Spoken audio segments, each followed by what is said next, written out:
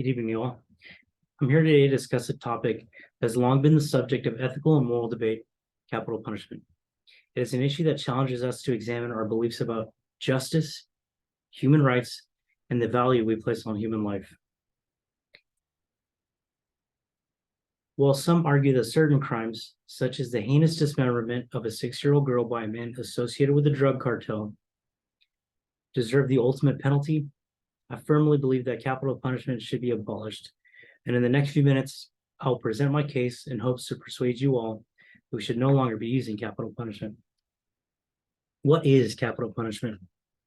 The Bureau of Justice Statistics defines capital punishment as the process of sentencing convicted offenders to death for the most serious crimes, also known as capital crimes, and carrying out that sentence. The definition given by the BJS spells out that only the most serious crimes can be subject to that penalty. But the definition goes on to say that specific offenses and circumstances that determine if a crime is eligible for the death sentence are defined by statute and are prescribed by a congressor in any state legislature. This means that it is up to the states and juries to vote on who deserves the death penalty. State legislatures and juries that are made up of humans and human fallibility. In an article titled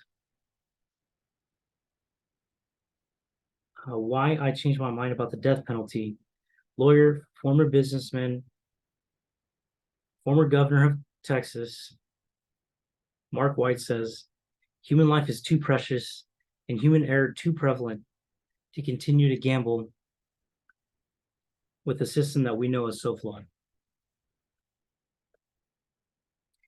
We can also not ignore the troubling issue of racial disparities in the application of the death penalty. Numerous studies and reports have shown that people of color are far more likely to receive the death penalty than their white counterparts for similar crimes. An investigation conducted by the Death Penalty Information Center found a bias towards white victim cases has been found in almost all of the sophisticated studies exploring this area over many years. You're more likely to receive the death penalty if your victim is white. This systematic bias undermines the fairness and impartiality of our justice system, further calling into question the legitimacy of capital punishment. Furthermore, the efficacy of the death penalty can be brought into question. According to an article published by the American Civil Liberties Union, there is no credible evidence that the death penalty deters crime more effectively than long terms of imprisonment. States that have the death penalty laws do not have lower crime rates or murder rates than states with such laws, according to the ACLU. This statement challenges the popular assumption that capital punishment acts as a deterrent for violent crime. According to the Death Penalty Information Center,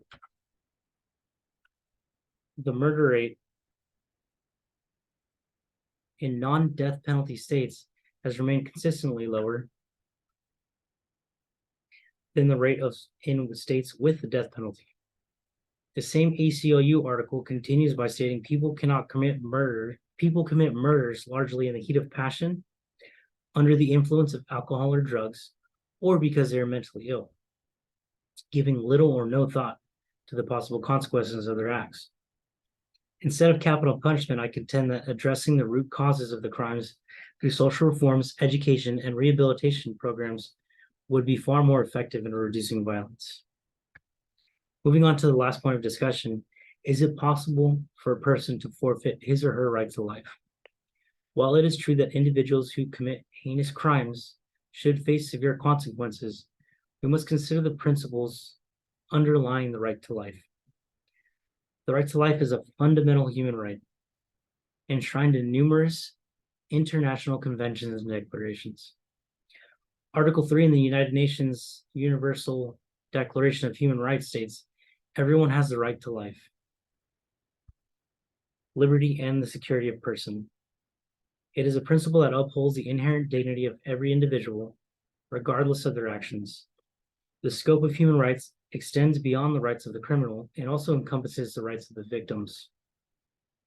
By focusing on the death penalty would divert some resources and attention away from supporting and assisting victims of crime.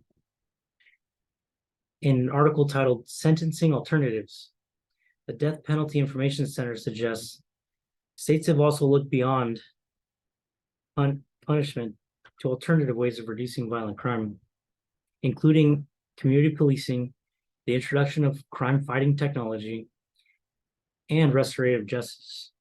The money saved from not seeking the death penalty can be used to support these initiatives.